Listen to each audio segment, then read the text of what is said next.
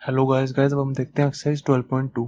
ठीक है guys, exercise 12.2 शुरू करने से पहले जो मेरी इंट्रोडक्शन थी ना, area of related to circles chapter की, जो पहला लेक्चर है इंट्रोडक्शन, उसको जरूर गाइस देख लें, क्योंकि उसमें मैंने सब आपको बताया हुआ है कि सेक्टर क्या होते हैं और सेगमेंट्स क्या होते हैं, रेडियस क्या होती है, डायमीटर क्या होता है, सब कुछ उसमें मैंने आपको ढंग से बताया हुआ है और उसके सबके फॉर्मूलाज भी याद करवाए हुए हैं। ठीक है, तो एक बार वो लेक्चर जरूर देख लें इससे पहले। ठीक है, उसके बाद ही एक्सरसाइज 12.2 शुरू करें, वरना कुछ समझ नहीं आएगा, क्योंकि यहाँ पे मैं डायरेक्ट यहाँ पे क्वेश्चन में कहेंगे कि सेक्टर सेक्टर का एरिया निकालो, तो मैं यहाँ पे सेक्टर बनाऊंगा तो आपको सेक्टर नहीं पता क्या होंगे। ठीक है, पहले वो लेक्चर देख लो, उसमें मैंने सब कुछ बताया हुआ है। ठीक है, तो हम देखते हैं क्वेश्चन फर्स्ट। क्वेश्चन फर्स्ट क्या कह रहा है, find the area of sector of circle. सबसे पहले सेक्टर कह रहे, सेक्टर क्या बनाने के लिए कह रहा है, तो सबसे पहले मैं सेक्टर बना लूंगा। ठीक है, सेक्टर होता है जो सेंटर से ऐसे करके बन जाता है। ठीक है, तो सेक्टर बना लिया मैंने। फिर कह रहा है विद रेडियस 6 सेंटीमीटर, कह रहा है जो सर्कल की रेडियस है वो 6 सेंटीमीटर है, तो मैंने ये यहाँ से यहाँ तक 6 सेंटीमीटर मान ली। ठीक है, ये सेंटर है क्योंकि ये वो सेंटर होता है हमारा। ठीक है, तो ये 6 सेंटीमीटर मान ली। कह रहा है if the angle of sector है 60 डिग्री, तो एंगल ऑफ सेक्टर दिया हुआ, तो मैंने ये एंगल ऑफ सेक्टर ले लिया 60 डिग्री। ठीक है, तो मुझे कह रहा है एरिया निकालो, area of sector, area of sector निकालो। ठीक है, एरिया ऑफ सेक्टर का फॉर्मूला क्या होता है, थीटा बाई 360 इंटू में पाई आर स्क्वायर। ठीक है, मैंने उस लेक्चर में आपको बताया हुआ है ये फॉर्मूला होता है। ठीक है, आपको याद होगा। ठीक है, अब देखो गाइस, अब मुझे एरिया ऑफ सेक्टर निकालने के लिए कह रहा है। अब वो मुझे ये नहीं कह रहा कि एरिया ऑफ माइनर सेक्टर निकालना है या एरिया ऑफ मेजर सेक्टर निकालना है।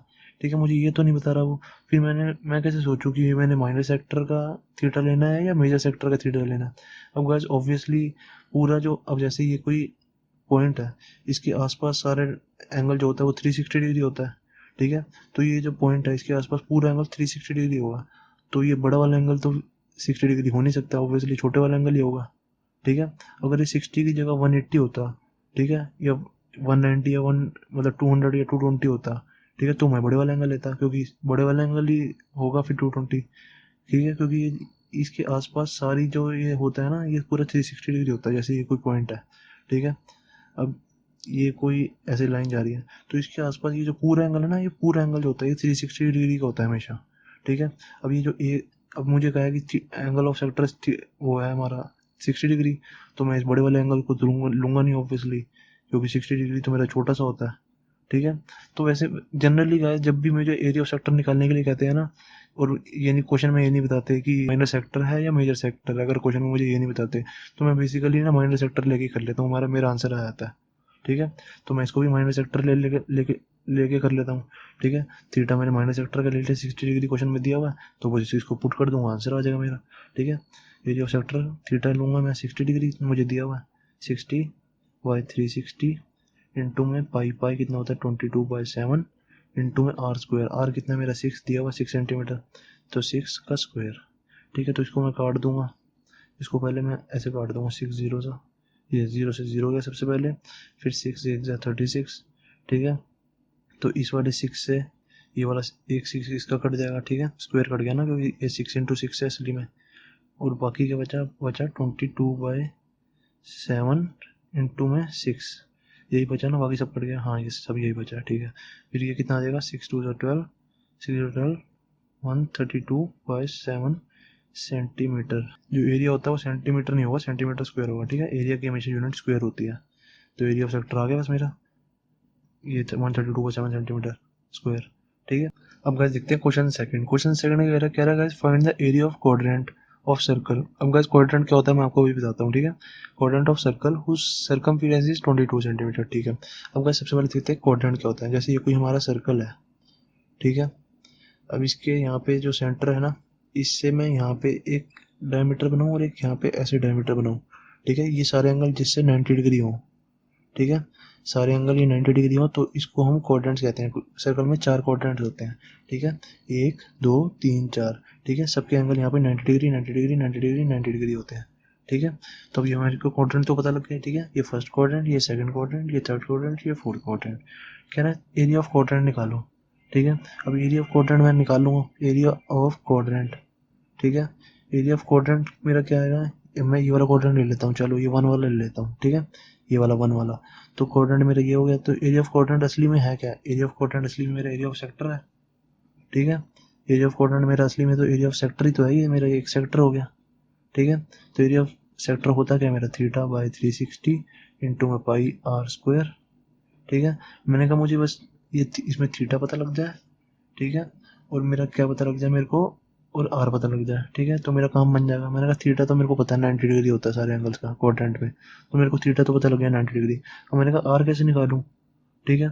अब देखो मैं आर कैसे निकालूंगा, मैंने कहा कि इस क्वेश्चन में दिया हुआ मुझे सर्कल की सरकमफेरेंस है 22 सेंटीमीटर, ठीक है। तो मैं सरकमफेरेंस से उसकी मैं आर निकाल लूंगा, सर्कल की सरकमफेरेंस दी हुई है, सरकमफेरेंस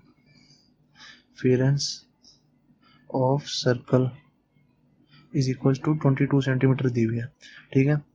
तो अब मुझे 22 सेंटीमीटर दिया, तो सरकमफेरेंस का फॉर्मूला कहता है 2 पाई आर इज इक्वल टू 22, तो इधर से मैं आर निकाल लूंगा, ठीक है। R is equal to 22 is equal to 22, ये 2 पाई नीचे चला जाएगा 2 पाई, ठीक है। पाई की जगह 22/7 लिख दूंगा मैं यहाँ पे, 22 डिवाइड बाई 2 इंटू में 22 डिवाइड बाई 7, ठीक है।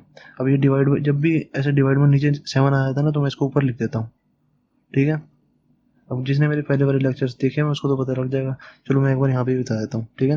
जैसे एक्स बाय वाई है, यहाँ पे एम बाई एन है, ठीक है, ऐसे कुछ है। तो ये वाला जो होता है ना, ये सबसे ऊपर जाके मल्टीप्लाई हो जाता है, और ये वाला जो होता है ये यहाँ पे जाके मल्टीप्लाई हो जाता है, ये भी तो कुछ ऐसे ही है, ठीक है। अब यहाँ पे नीचे डिवाइड बाय 7 था, तो मैं 7 को ऊपर ले गया, ठीक है, सबसे ऊपर ले गया, बस ये ऐसे होता है हमारा। तो ये इसको मैं काट दूंगा, 22 से 22 गया, तो कितना आ गया, R is equal to 7/2 centimetre, ठीक है। आर मेरा आ गया, अब आर को मैं यहाँ डाल दूंगा, मेरा क्वेश्चन खत्म हो जाएगा।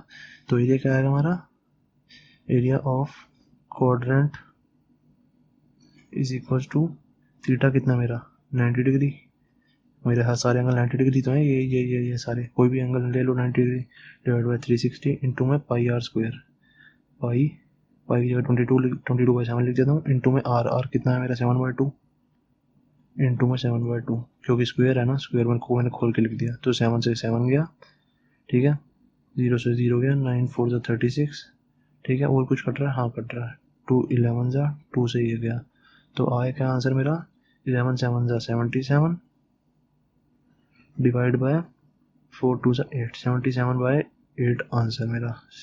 कितना चल रहा है सेंटीमीटर, तो सेंटीमीटर स्क्वायर मेरा आंसर, ठीक है।